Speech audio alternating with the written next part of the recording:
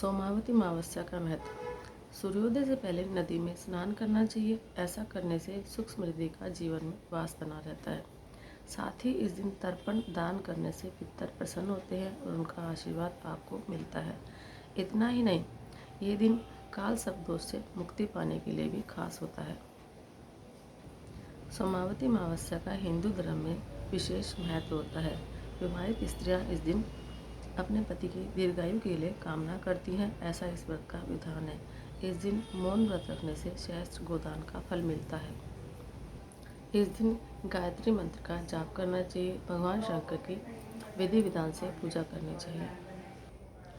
उसके बाद अपने पितरों का तर्पण करें और उनके मोक्ष की कामना करें। सोमावती अमावस्या की पौराणिक कथा इस प्रकार है। एक गरीब ब्राह्मण परिवार था। उस परिवार में पति पत्नी के अलावा एक पुत्री भी थी। वह पुत्री धीरे धीरे बड़ी होने लगी। उस पुत्री में समय और बढ़ती उम्र के साथ साथ सभी स्त्रियों वाले गुणों का विकास हो रहा था।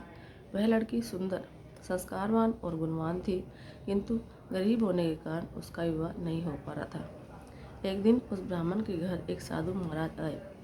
वे उस कन्या के सेवा भाव से काफ़ी प्रसन्न हुए। कन्या को लंबी आयु का आशीर्वाद देते हुए साधु ने कहा कि इस कन्या की हथेली में विवाह की रेखा नहीं है। तब ब्राह्मण दंपति ने साधु से उपाय पूछा कि कन्या ऐसा क्या करे कि उसके हाथ में विवाह योग बन जाए। साधु ने कुछ देर विचार करने के बाद अपनी अंतर्दृष्टि से ध्यान करके बताया कि कुछ दूरी पर एक गांव में सोना नाम की धोबिन जाति की एक महिला अपने बेटे और बहू के साथ रहती है, जो बहुत ही आचार विचार और संस्कार संपन्न और पतिपरायण है। यदि वह कन्या उसकी सेवा करे और वह महिला इसकी शादी में अपने मांग का सिंदूर लगा दे, उसके बाद इस कन्या का विवाह हो तो इस कन्या का वैधव्य योग मिट सकता है। साधु ने यह भी बताया कि वह महिला कहीं आती जाती नहीं है। यह बात सुनकर ब्राह्मणी ने अपनी बेटी से धोबिन की सेवा करने की बात कही। अगले दिन कन्या प्रातःकाल ही उठकर सोना धोबिन के घर जाकर साफ सफाई और अन्य सारे काम करके घर वापस आ जाती।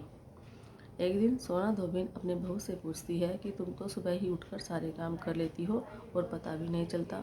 बहू ने कहा, माँ जी, मैंने तो सोचा कि आप ही सुबह उठकर सारे काम खुद कर लेती हैं। मैं तो देर से उठती हूँ। इस पर दोनों सास बहू निगरानी करने लगी कि कौन है जो सुबह ही घर का सारा काम करके चला जाता है। कई दिनों के बाद धोबिन ने देखा कि एक कन्या मुँह अंधेरे घर में आती है और सारे काम करने के बाद चली जाती है। जब वह जाने लगी तो सोना धोबिन उसके पैरों पर गिर पड़ी। पूछने लगी कि आप कौन हैं और इस तरह छुपकर मेरे घर की चाकरी क्यों करती है। तब कन्या ने साधु द्वारा कही गई सारी बात बताई। सोना धोबिन पतिपरायण थी, उसमें तेज था। वह तैयार होगी। सोना धोबिन के पति थोड़ा अस्वस्थ थे। उसने अपनी बहू से अपने लौट आने तक घर पर ही रहने को कहा। सोना धोबिन ने जाते ही जैसे ही अपने मांग का सिंदूर उस कन्या की मांग में लगाया, उसका पति मर गया। उसे इस बात का पता चल गया। वह घर से निराजल ही चली थी, यह सोचकर कि रास्ते में कहीं पीपल का पेड़ मिलेगा तो उसे भंवरी देकर उसकी परिक्रमा करके ही जल ग्रहण करेगी। उस दिन सोमावती अमावस्या थी। ब्राह्मण के घर मिले पुए पकवान के जगह उसने ईंट के टुकड़ों से 108 बार भंवरी देकर 108 बार पीपल के पेड़ की परिक्रमा करी और उसके बाद जल ग्रहण किया। ऐसा करते ही उसके पति के मुर्दा शरीर में जान आ गई। धोबी का पति वापस जीवित हो गया। इसलिए सोमावती अमावस्या के दिन से शुरू करके जो व्यक्ति हर अमावस्या के दिन भंवरी देता है, उसके सुख और सौभाग्य में वृद्धि होती है। पीपल के पेड़ में सभी देवों का वास होता है। अतः जो व्यक्ति हर अमावस्या को न कर सके, वह सोमवार को पड़ने वाली अमावस्या के दिन 108 वस्तुओं की भंवरी देकर सोना धोबिन और गौरी गणेश का पूजन करता है, उसे अखंड सौभाग्य की प्राप्ति होती है। ऐसी परंपरा है कि पहली सोमावती अमावस्या के दिन धान, पान, हल्दी, सिंदूर और सुपारी की भंवरी दी जाती है। उसके बाद की सोमावती अमावस्या को अपने सामर्थ्य के हिसाब से फल, मिठाई, सुहाग सामग्री, खाने की सामग्री इत्यादि की भंवरी दी जाती है और फिर भंवरी पर चढ़ाया गया सामान किसी सुपात्र ब्राह्मण, ननद या भांजे को दिया जाता है। सोमावती अमावस्या की कहानी कहने के बाद भगवान शंकर की आरती करनी चाहिए और पितरों की भी आरती करनी चाहिए। ओम जय शिव ओंकारा भोले हर शिव ओंकारा। ब्रह्मा विष्णु सदा शिव भोले भोलेनाथ महाशिव अर्धांगीधार। ओम हर हर हर महादेव। एकानन चतुरानन पंचानन राजे शिव पंचानन राजे। हंसासन गरुड़ासन हंसासन गरुड़ासन विश्वाहन साजे। ओम हर हर हर महादेव। दो भुज चार चतुर्भुज 10 भुज अति सोहे शिव 10 भुज अति सोहे। त्रिभुवन रूप निरक्ता त्रिभुवन जन मोहे। ओम जय शिव ओंकारा। अक्षमाला वनमाला रुणमाला धारे शमिरुणमाला धारे।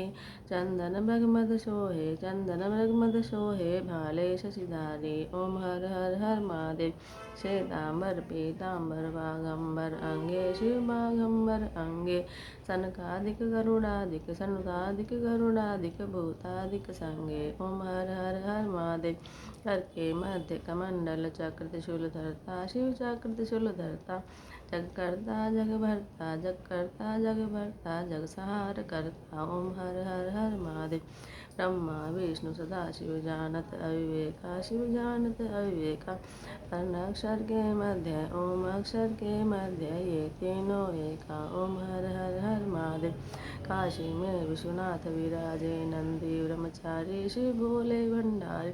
नितुट भोग लगावत नितुर दर्शन पावत महिमा अति भारी। ओम हर हर हर महादेव। त्रिगुण स्वामी जी की आरती जो कोई नर गावे सम प्रेम सहित गावे। कहत शिवानंद स्वामी पढ़त हरिहर स्वामी सुख संपत्ति पाए। ओम हर हर हर महादेव। भगवान शंकर की आरती करने के बाद पितरों की भी आरती अमावस्या के दिन करनी चाहिए। जय जय पितर जी महाराज मैं शरण पड़ा तुम्हारी शरण पड़ा हूँ तुम्हारी देवा रख लेना नाज हमारी। जय जय पितर जी महाराज मैं तो शरण पड़ा तुम्हारी। आप ही रक्षक आप ही दाता आप ही खेवनहारे। मैं मूर्ख हूँ कुछ ना जानो आप ही हो रखवारे। जय जय पितर जी महाराज मैं तो शरण पड़ा तुम्हारी। आप खड़े हैं हरदम हर घड़ी करते मेरी रखवाली। हम सब जन हैं शरण आपकी है ये अर्ज गुजारी। जय जय पितर जी महाराज मैं तो शरण पड़ा तुम्हारी। देश और परदेश सब जगह आप ही करो सहाय। काम पड़े पर नाम आपके लगे बहुत सुखदाई। जय जय पितर जी महाराज मैं तो शरण पड़ा तुम्हारी। भक्त सभी हैं शरण आपकी अपने सहित परिवार। रक्षा करो आप ही सबकी रहूं मैं बारंबार। जय जय पितर जी महाराज मैं तो शरण पड़ा तुम्हारी। जय जय पितर जी महाराज मैं तो शरण पड़ा तुम्हारी। शरण पड़ा हूँ तुम्हारी देवा रखियो लाज हमारी। जय जय पितर जी महाराज मैं तो शरण पड़ा तुम्हारी।